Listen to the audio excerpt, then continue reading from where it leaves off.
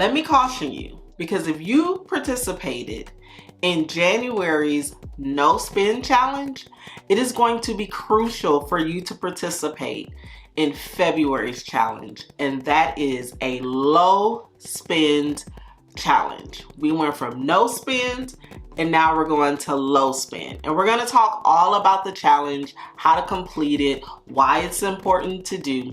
Let's get into the details. If we're just meeting, my name is Jasmine, aka Budget Treasures, and here on my channel I talk about all things finance with the emphasis on budgeting, saving money, and paying off debt. Subscribe. If you're a returning bestie, hey girl, hey. So there has been a lot of success that has come out of January's no spend challenge. The besties are lighting the comments up. You guys are letting me know that you have saved more money than you ever have in the past. You have a handle on your spending, and January has just been a good month for the majority of us. Some of us have struggled a bit, and I will encourage you to try it again. Now, we're on a mission to help 1,000 women save their first $1,000, and I'm excited to say that we have already started those women saving money. So let's talk about February's challenge, and let's talk about why it's really important for you to do. Now, going into or leaving a no spend month, it's like you had some type of addiction, right?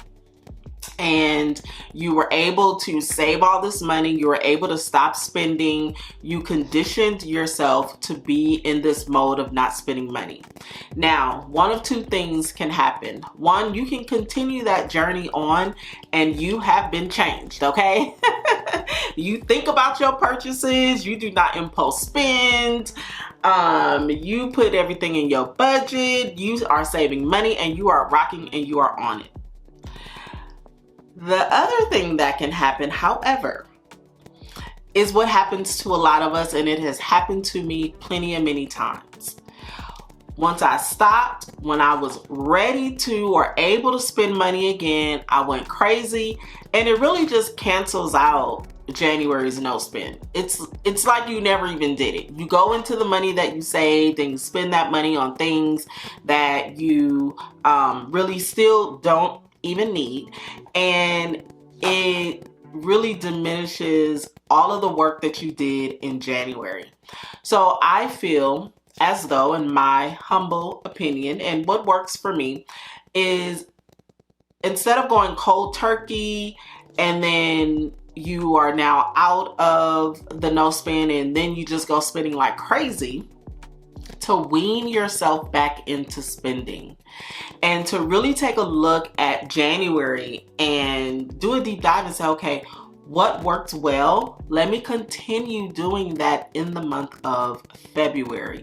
And sometimes it will take a challenge for us to stick to those things that we've learned and those great habits that we picked up.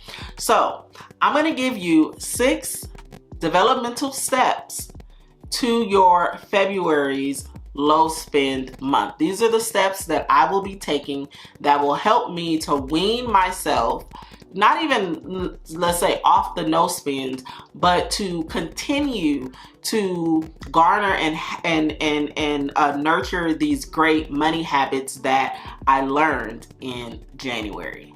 So the first step is to decide. This is the same step that we had in the no spend. You want to decide that you're going to do this for another 28 days, because we know in February it's not 30 or 31, it's 28 days. So another month long of a challenge. You want to decide, number one, how long you're going to do it. That is whatever time within February. If you want to do it just for the weekends, if you want to do it just week long, if you want to do it, 20 days out of the 29 days, you decide what is best for you. Okay, so step number one is to decide how long you're going to be on the low spend. And then the second is to decide the level of the low spend that you're going to do. So the first level will be the intermediate level, the second level will be the intentional level, and the third level will be the intense level. Now, all of these I talk about in my no spend workbook, and it walks you through all 6 of these steps on how to set yourself up for a successful low spend or no spend month. Some of us, I need you to do that no spend again, okay?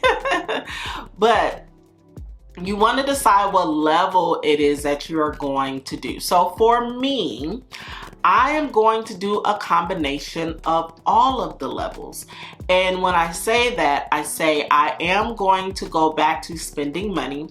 However, I'm only going to spend money that is in my budget. And I will now put discretionary or other spending in my budget. For an example, I do plan to go out for Valentine's Day this year, and I plan to take myself out. Me and my best friend are going to go out and we're going to have some fun, and I'm going to put that in the budget. I also plan to purchase my daughter and my granddaughter Valentine's Day baskets. So those are things that I'm going to put in the budget. In the month of January, I didn't do any going out. I didn't go to any restaurants. You know, all of those things were off of the table. But in February, during the low spend, I'm going to pre-plan for my entertainment or any spending outside of the normal what is necessary, right? Bills and food and all that good stuff, okay? But I'm also still going to focus on increasing my income and making more money and really thinking about the purchases that I want to make. Is this a purchase that is going to, like, what is it gonna feed, right?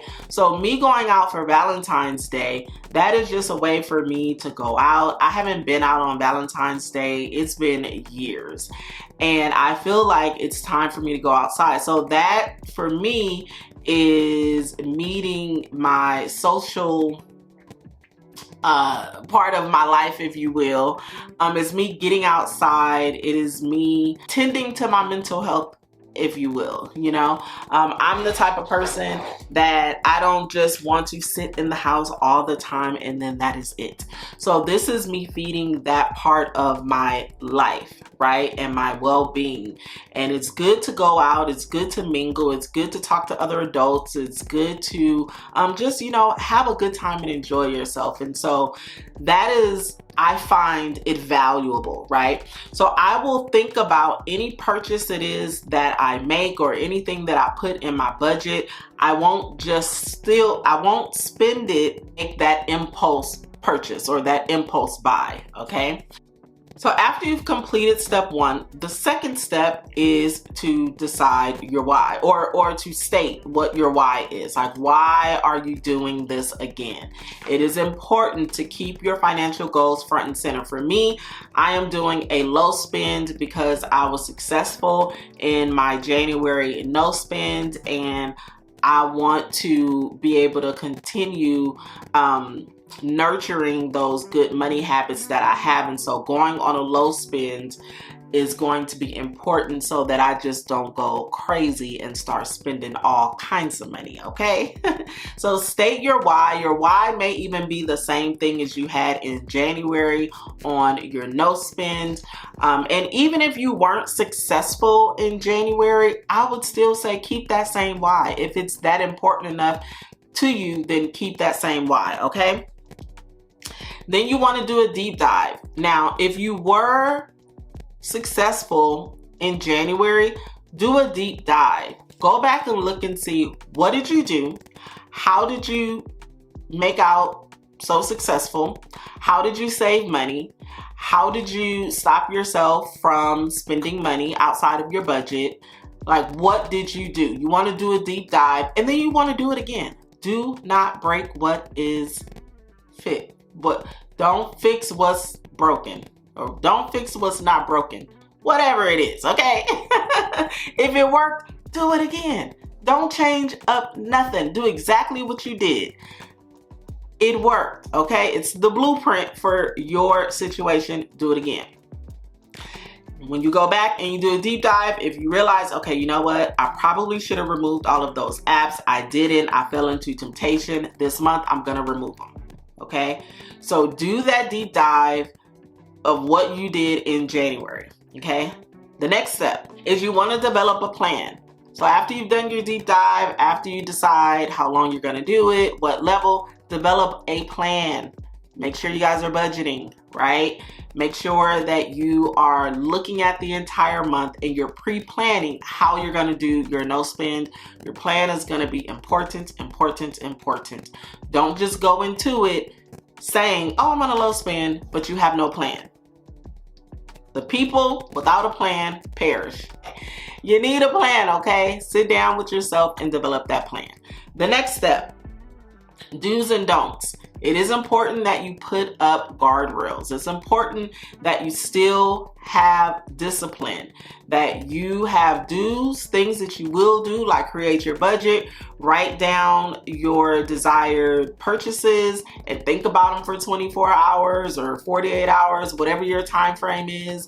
Make sure that you are having your budgeting routine, your money routine, following that to a T. All of the things that garner you to be successful on your no spend or low spend, you want to write out those do's and then write out the don'ts. So you know if scrolling is a problem on TikTok or Instagram or whatever, and getting those Amazon links, you know if that's a problem, don't do it. Try your very best not to do it. Give yourself a certain amount of time that you will scroll, put the phone down, move on.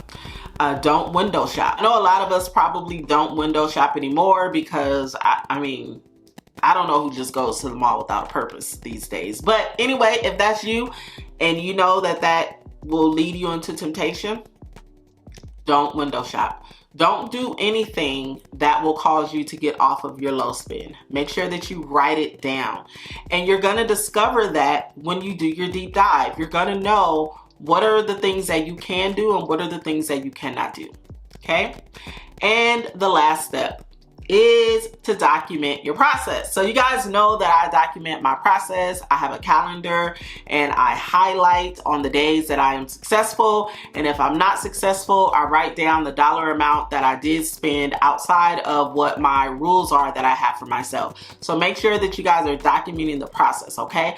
Like I stated, I have all of these steps in my no spend workbook. So if you are interested in the workbook, I will have it linked down below.